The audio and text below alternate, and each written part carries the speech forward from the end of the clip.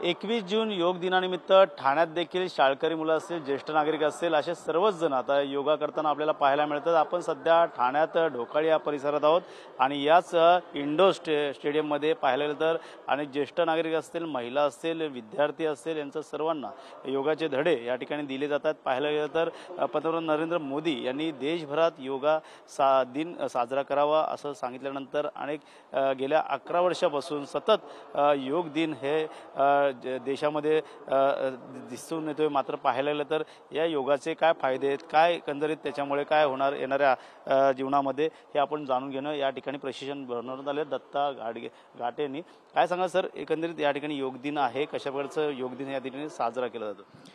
भारताचे पंतप्रधान माननीय नरेंद्र मोदीजी यांनी ज्या पूर्ण जगाला दिलेली एक चांगली देणगी आहे की 2014 साली हा प्रस्ताव मांडला आणि 15 पासून योग दिन साजरा करायला चालू केला।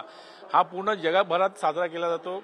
माननीय पंतप्रधान असतील, इतर मंत्री असतील किंवा जे काही सरकारी संस्था असतील, या सगळ्या पूर्ण सरकारी असतील, खाजगी शाळा असतील, बाकी इतर लोक असतील, असे सगळे योग दिन साजरा करतात।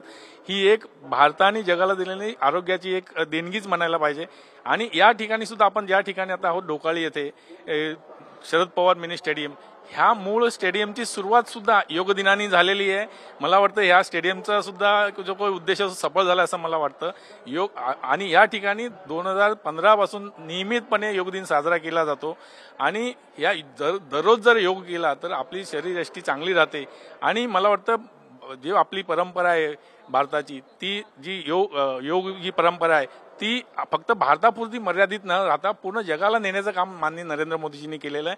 हे एक खूप मोठं उद्देश होता आणि तो मला वाटतं आता सफल झालेला आहे। अनेक मुलं जे आहेत ते मोबाईलमध्ये लागलेले आहेत, खेळाचे मैदानं कमी झालेले आहेत। पाहायला गेलं तर पॉवर लिफ्टिंगकडे देखील अनेक लोक वळत आहेत, त्यामुळे व्यायामामध्ये आणि योगामध्ये देखील असा एक वेगळा फरक आहे। काय एक संदेश असणार आहे तुमचा एकंदरीत या शाळकरी मुलांना, या काय आव्हान असेल लोकांना?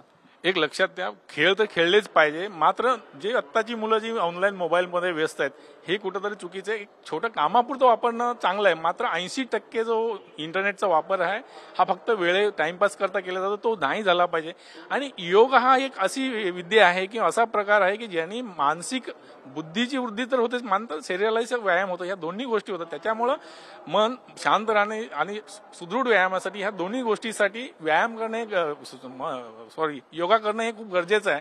त्याच्यामुळं पूर्ण सगळ्यांनी फक्त एक योग दिवसादिवशीच नाही तर दररोज योगा केला पाहिजे असं मी आवाहन करतो। या दिवशी काय वाटतं, शाळकरी मुलं असतील ते वेळ कमी असतो, शाळेत जायची वेळ असते, सकाळी उठण्याची वेळ असते, त्यामुळे नक्कीच कुठंतरी योगाकडे काही लोकांचं लक्ष आता जास्त चाललेलं आहे। त्यामुळे अनेक विद्यार्थी देखील आहे, विद्यार्थ्यांमध्ये उत्साह कशा प्रकारचा आहे? नक्कीच विद्यार्थ्यांमध्ये उत्साह आहे।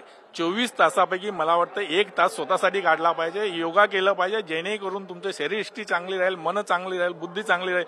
त्याच्यामुळे तुमचा जो विकास आहे मानसिक असेल, बौद्धिक असेल किंवा शरीराचा असेल चांगल्या प्रकारे होतो आणि त्याच्यामध्ये तुमचे जे काही शरीराचा त्रास वगैरे सगळं दूर होतो आणि बौद्धिक वृद्धी सुद्धा होते। त्याच्यामुळे योग 1 तास दररोज करणं खूप गरजेचं आहे आणि ते सगळ्यांनी केलं पाहिजे।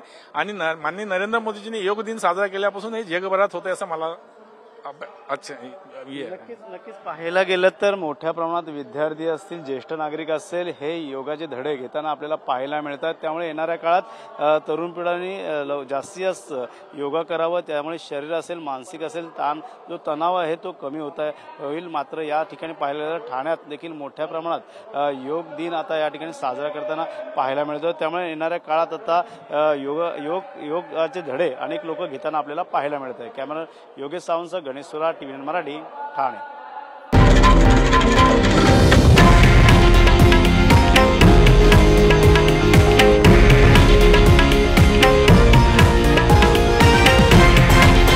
हे आहे देशातील नंबर 1 न्यूज नेटवर्क आणि आपण पाहत आहात TV9 मराठी, एकमेव।